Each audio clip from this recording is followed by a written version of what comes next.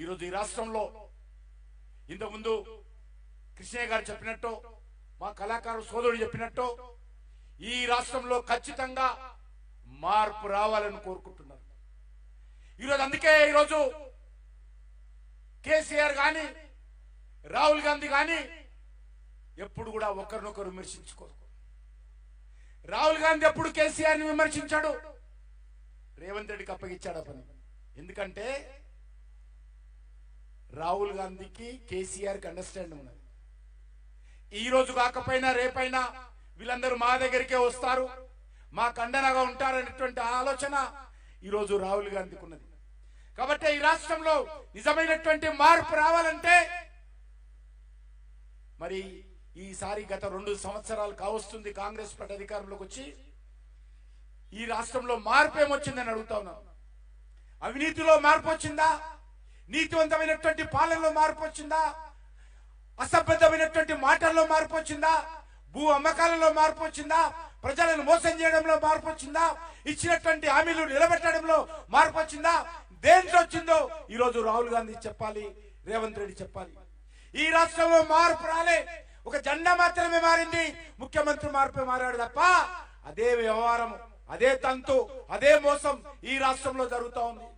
అందుకే భారతీయ జనతా పార్టీగా ఈ రోజు ఈ రాష్ట్రంలో ఖచ్చితంగా మనవి చేస్తా ఉన్నాను.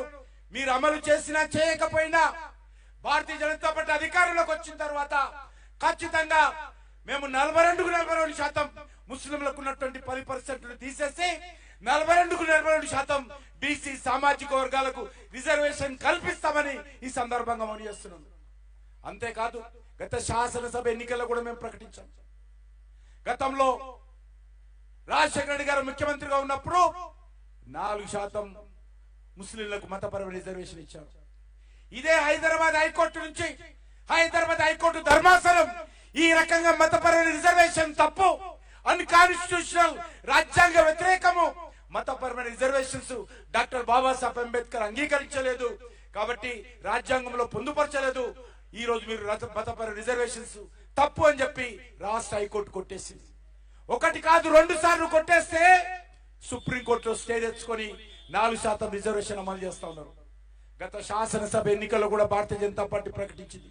ఇప్పటికీ అమలులో ఉన్నటువంటి ఆ 4% రిజర్వేషన్స్ కూడా భారతీయ జనతా పార్టీ అధికారంలోకి వచ్చిన తర్వాత ఖచ్చితంగా ఆ 4% కూడా ఎస్సీ ఎస్టీ బీసీలకు అవి కూడా మేము ముస్లింలు మతపర రిజర్వేషన్ తొలగించి బీసీ ఎస్సీ ఎస్టీలకు ఇస్తామని మనం చేస్తున్నాను.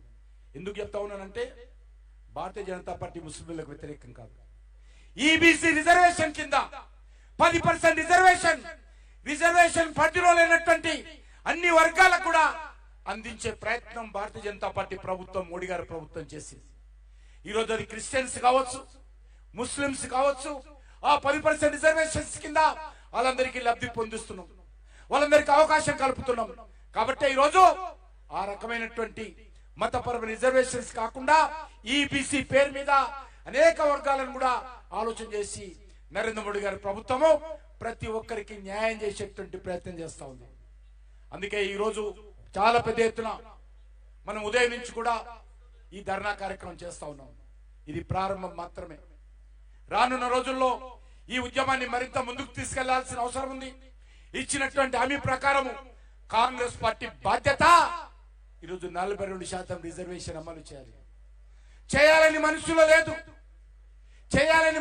లేదు. ఏదో ఈరోజు బట్ట కాల్చి మొక్క మీద వేసినట్టు కంటి తుడుపు చర్యగా భారతీయ జనతా పార్టీని విమర్శించేటువంటి ప్రయత్నం చేస్తా ఉన్నారు.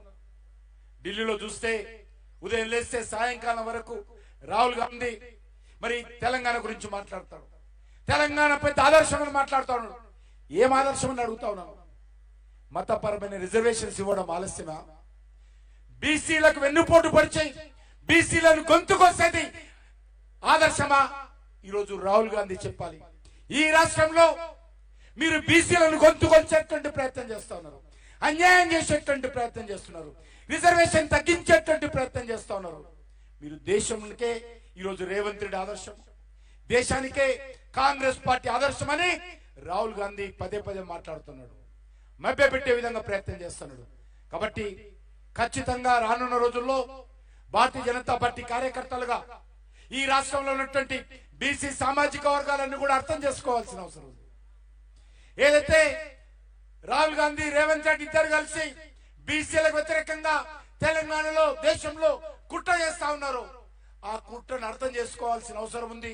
అన్ని బీసీ సంఘాలు నిజంగా బీసీలకు న్యాయం జరగాలంటే, బీసీలకు మేలు జరగాలంటే, బీసీ సామాజిక వర్గాలకు న్యాయబద్ధంగా చట్టబద్ధంగా పైకి రావాలంటే వాస్తవ విషయాలు మాట్లాడాలి తప్ప ఈరోజు మరి రేవంత్ రెడ్డి లేకపోతే కాంగ్రెస్ పార్టీ లేకపోతే రాహుల్ గాంధీ చెప్తున్నటువంటి మోసాలలో మనం పడకూడదని చెప్పి ఈ సందర్భంగా మనయేస్తూ ఖచ్చితంగా 42కు 42% బీసీలకు మాత్రమే రిజర్వేషన్ వర్తించే విధంగా, రిజర్వేషన్ వచ్చే విధంగా తెలంగాణలో ఉన్నటువంటి అన్ని బీసీ సంఘాలు కూడా ఐక్యమత్యంగా పోరాటం చేయాలి. దానికి భారతీయ జనతా పార్టీ పూర్తి అండగా ఉంటుంది.